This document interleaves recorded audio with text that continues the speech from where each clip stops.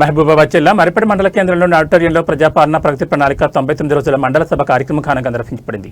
MPDO Venugopal అధ్యక్షతన జరిగిన సభకు జిల్లా కలెక్టర్ మరియు మెజిస్ట్రేట్ స్నేహ శబరీష్ ముఖ్య అతిథిగా హాజరై ప్రజాప్రతినిధుల నుంచి వినతులను స్వీకరించారు. మండల సభలో పాల్గొన్న కౌన్సిలర్లు, సర్పంచులు తమ పరిధిలోని సమస్యలను కలెక్టర్ దృష్టికి తీసుకెళ్లారు. 12వ ward councillor Gautam Reddy CC రోడ్ల నిర్మాణం గురించి, వీరారం 7వ వార్డులో బోర్ రిపేర్ గురించి విన్నవించారు. నూతన గ్రామ పంచాయతీ భవనం మంజూరు చేయాలని, బాల్య తాండాలో కెనాల్ పనులు పూర్తి చేయాలని సర్పంచులు కోరారు. కలెక్టర్ స్పందిస్తూ ఈ సమస్యలన్నింటినీ స్వీకరించామని, వెంటనే పరిష్కరించి సంబంధిత సమాచారాన్ని అందిస్తామని హామీ ఇచ్చారు. ప్రస్తుతం కొనసాగుతున్న 10 థీమ్ల కార్యక్రమంలో భాగంగా ఈ వారం రోడ్డు భద్రతపై ప్రత్యేక దృష్టి సారించినట్లు కలెక్టర్ తెలిపారు. హెల్మెట్, సీట్ బెల్ట్ ధరించడంపై జిల్లా ఎస్పీ మరియు రవాణా శాఖ అధికారులు విస్తృతంగా అవగాహన కల్పిస్తున్నారని పేర్కొన్నారు. ప్రమాదాలు ఎక్కువగా జరిగే మరిపేట ప్రాంతంలో ప్రజలు ట్రాఫిక్ నిబంధనలు పాటించాలని సూచించారు. ఈ వారం మనకి అరైవలైవ్ థీమ్ అన్నది జరుగుతుంది. నేను ప్రత్యేకంగా మరిపేట ఎందుకు వచ్చానంటే, జిల్లాలోనే మన మహబూబాబాద్ జిల్లాలోనే అత్యధికంగా యాక్సిడెంట్స్ జరుగుతున్న మండలం మరిపేట మండలం. హైవేస్ ఎక్కువ ఉన్నాయి, ఓవర్ స్పీడింగ్ ఎక్కువ అవుతుంది, హెల్మెట్స్ పెట్టుకోకపోవడం వల్ల యాక్సిడెంట్స్ అలాగే డెత్స్ కూడా అవుతున్నాయి. లాస్ట్ 2025లో 7 చనిపోయారని చెప్పారు, highest in our district. So SP గారు కూడా మంచి ప్రోగ్రామ్ ఒకటి టేకప్ చేస్తున్నారు. ప్రతి మండల్లో 2-3 గ్రామ పంచాయతీలు సెలెక్ట్ చేసుకొని మీరు ఫుల్ సీసీటీవీ కవరేజ్ ఉండాలని, ప్రతి ఒక్కరూ హెల్మెట్ వేసుకోవాలని, అలాగే డ్రగ్స్ వాడకం అస్సలు ఉండకూడదు అని ఇలాంటి కొన్ని ఇనిషియేటివ్స్ తీసుకున్నారు.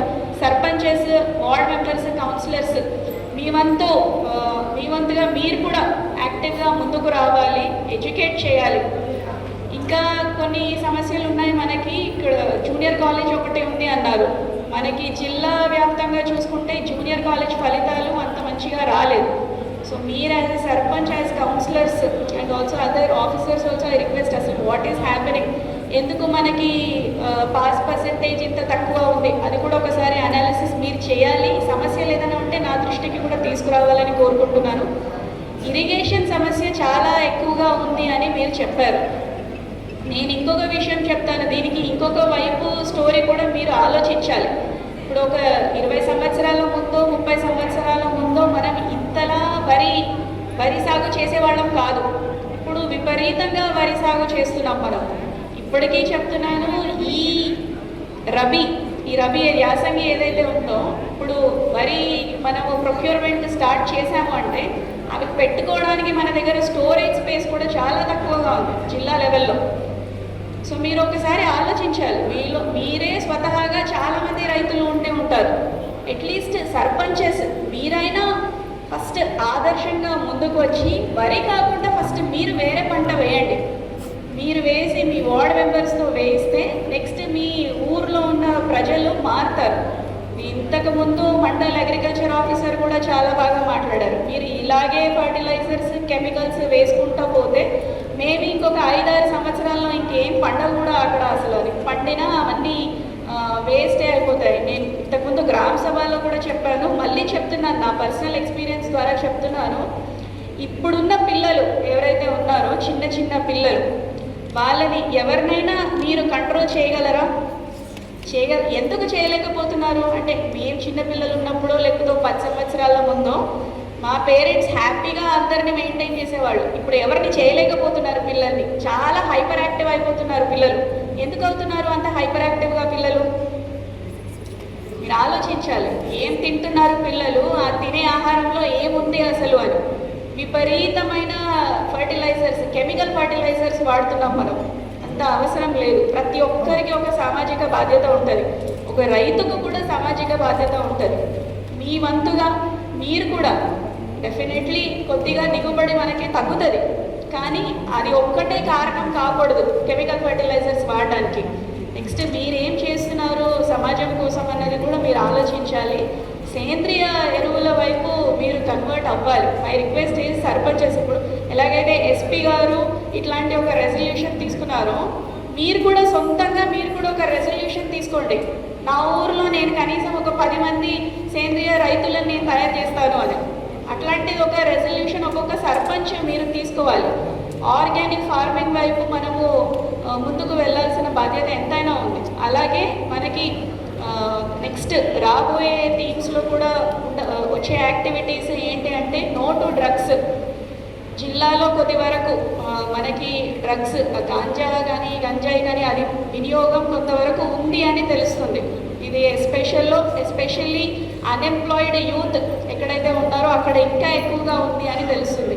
సో సర్పంచెస్ ఉంది 50% మహిళా పార్టిసిపేషన్ ఉండాలి, నాకు అది కనబడట్లేదు. సో నెక్స్ట్ టైం నుంచి అయినా ఐ రిక్వెస్ట్ ఎంపీడీఓ గారు and also municipal commissioner and chairperson మీరు ఎక్కువగా ముందుకొచ్చి మాట్లాడాలి. ఎందుకంటే ప్రతి ఒక్క సెక్టార్లో మహిళలకే ఈ ప్రభుత్వం అన్ని రంగాల్లో మీకు ప్రోత్సహిస్తున్నారు. ఇతర మహిళా శక్తి పథకం కింద చాలా సంక్షేమ పథకాలు తీసుకొస్తున్నారు.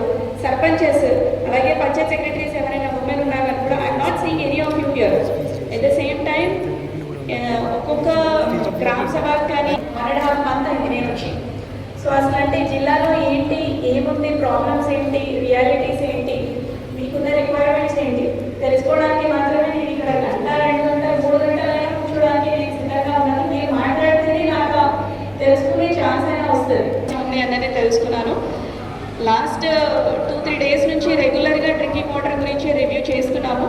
ఇంకొక మ్యాక్సిమం 4 to 5 daysలో మా లెవెల్లో సాల్వ్ చేయగలిగినటువంటి సమస్యలన్నీ డెఫినెట్లీ సాల్వ్ చేస్తాము. చిన్న రిపేర్ వర్క్స్ అవన్నీ ఉన్నాయి, అవన్నీ టేకప్ చేస్తాము. ఈరోజు మీరు ప్రత్యేకంగా ఒక్కొక్క సర్పంచ్ కానీ వార్డ్ మెంబర్ కానీ ఏవేవైతే చెప్పారో దానిపైన నేను స్పెసిఫిక్గా యాక్షన్ టేకెన్ రిపోర్ట్ తీసుకుంటాను ప్రతి ఒక్క అధికారి దగ్గర నుంచి. మళ్ళీ మనకి May 2 నియోజకవర్గ స్థాయి సమావేశాలు ఉంటాయి.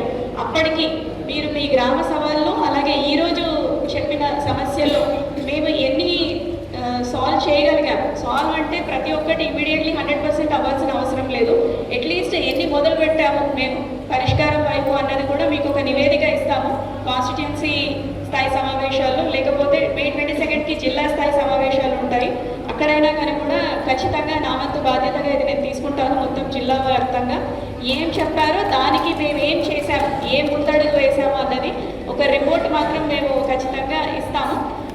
ఇంకొకటి నాకు మీ మున్సిపల్ చైర్పర్సన్ నుంచి కానీ అలాగే ఇప్పుడున్న సర్పంచెస్ నుంచి నాకున్న విజ్ఞప్తి ఏంటంటే, ఫస్ట్ పక్కన ఒక పెద్ద మున్సిపల్ మార్కెట్ ఒకటి కట్టుకున్నారు, కోట్ల రూపాయలతో కట్టుకున్నారు, ప్రజాధనం అది. సో మీరు my request to ward members and also to municipal chairperson, municipal commissioner, first దాన్ని మీరు వాడుకలోకి తీసుకురావాలి. అలాగే చాలా మంచి బ్యాడ్మింటన్ కోర్ట్ కూడా ఉంది, ఇది కూడా మీరు యూటిలైజేషన్లోకి తీసుకురావాలి. ఓకే, సో అక్కడ బయట ఎవరైనా స్ట్రీట్ వెండర్స్ ఉన్నా కానీ కూడా ప్రతిరోజు మోటివేట్ చేయండి, ప్రతిరోజు. ఓకే, వాళ్ళు ఒకరోజు వినకపోయినా 2 రోజులు వినకపోయినా వారం రోజులు 10 రోజులు మీరు నిరంతరంగా వాళ్ళని మోటివేట్ చేసుకునే ఉంటే ఏదో ఒక రోజు అక్కడ వస్తారు. సో డెఫినెట్లీ ఒక ప్రాక్టికల్ ప్రాబ్లం ఏంటి అంటే, కొంతమంది మూవ్ అయిన తర్వాత కొంతమంది రోడ్ పైనే మిగిలిపోతే అది వాళ్ళకి డిస్కరేజ్మెంట్ ఉంటుంది. అట్లాంటిది చేయొద్దు, అందరినీ అక్కడికే తీసుకురావాలి. పాట్ హోల్స్ ఉన్నాయన్నారు R&B రోడ్స్ పైన. నేను ఇదివరకే నేను వచ్చిన కొత్తల్లోనే R&B వాళ్ళకి అలాగే ఆల్ సర్పంచెస్కి కూడా నేను త్రూ DPO నేను అడిగాను, మీకు అంటే వర్షాల వల్ల ఏవైనా రోడ్లు పాడైపోయి ఉంటే అట్లాంటి లిస్ట్ ఇవ్వండి, అది డిజాస్టర్ మేనేజ్మెంట్ కిందే మనం రెక్టిఫై చేసుకుందాము అని కూడా చెప్పాను. ఇంకొకటి ఏంటి అంటే, ఇప్పుడు మనకి ఈ